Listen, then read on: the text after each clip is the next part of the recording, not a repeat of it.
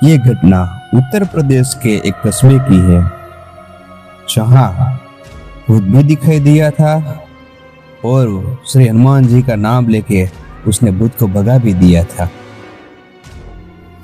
रात के 2:17 हुए थे। चारों तरफ सन्नाटा था, हवा भी जैसे रुक चुकी थी और उस सुनसान रास्ते पर एक आदमी अकेला चल रहा था। उसे नहीं पता था कि अगले 10 मिनट में वो कुछ ऐसा देखने वाला है जिसे याद करके आज भी उसकी रूह कांप जाती है। दोस्तों, ये घटना साल 2018 की है। उत्तर प्रदेश के एक छोटे से कस्बे में रहने वाला राघव अपनी बहन की शादी से लौट रहा था। गांव का रास्ता छोटा था, लेकिन बीच में पड़ता था एक पुराना स्मशान घाट। वहां लोग कहते थे जो भी आधी रात के बाद वहां से गुजरा वो कभी पहले जैसा नहीं लौटा था।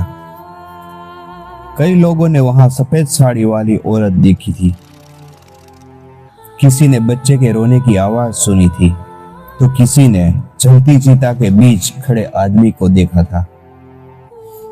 राघव इन बातों पर यकीन नहीं करता था। उसने बाइक स्टार्ट की और वहां से निकल पड़ा।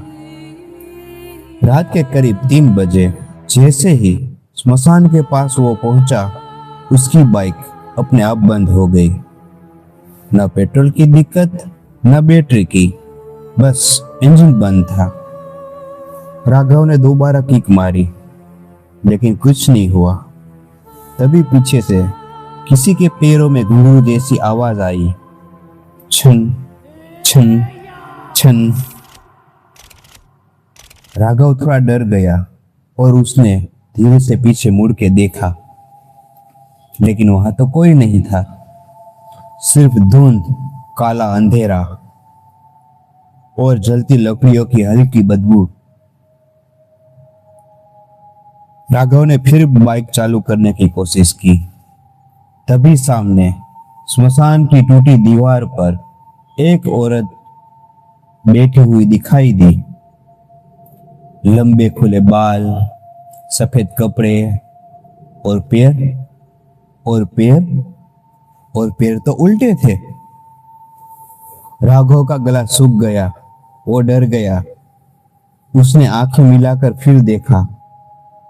अब वो औरत दीवार पर नहीं थी, बल्कि सड़क के बीचों बीच खड़ी थी और धीरे धीरे उसकी तरफ बढ़ रही थी।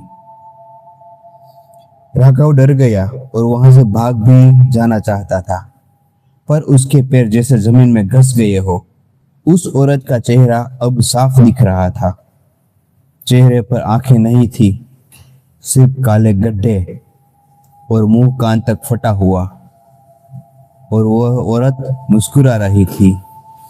फिर अचानक उसने आवाज निकाली, राघव, राघव। यह सुनते ही राघव सन्न रह गया और सोचने लगा कि इस औरत को मेरा नाम कैसे पता चला। तभी उसे अपनी दादी की एक बात याद आई, जब भी बहुत बड़ा डर लगे तो हनुमान जी का नाम जरूर लेना। राघव कांपते होठों से उसने कहा, जय बजरंग बली, जय बजरंग बली।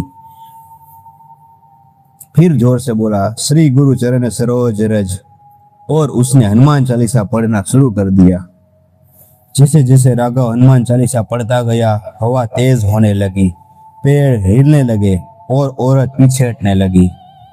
उसका चेहरा दर्द से मरोड़ने लगा। वो चीखी, ऐसे चीखी कि पूरा स्मशान कांप उठा।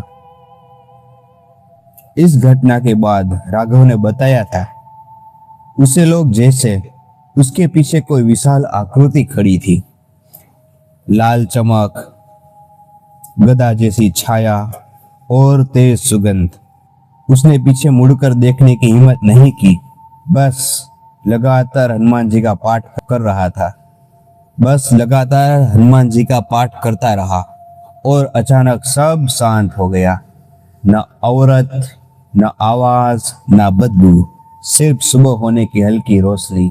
राघव की बाइक पहले किक में ही अब स्टार्ट हो गई। वो सीधे घर पहुंचा। उसका शरीर बर्फ जैसा ठंडा था। वो डर भी रहा था और हनुमान जी की वो याद में खोया भी रहा।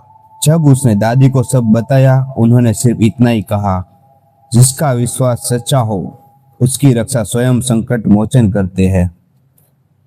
उसी दिन के बाद राघव कभी उस रास्ते से अकेला नहीं गया और हर मंगलवार हनुमान मंदिर जरूर जाता है। लेकिन ये कहानी यहाँ खत्म नहीं होती।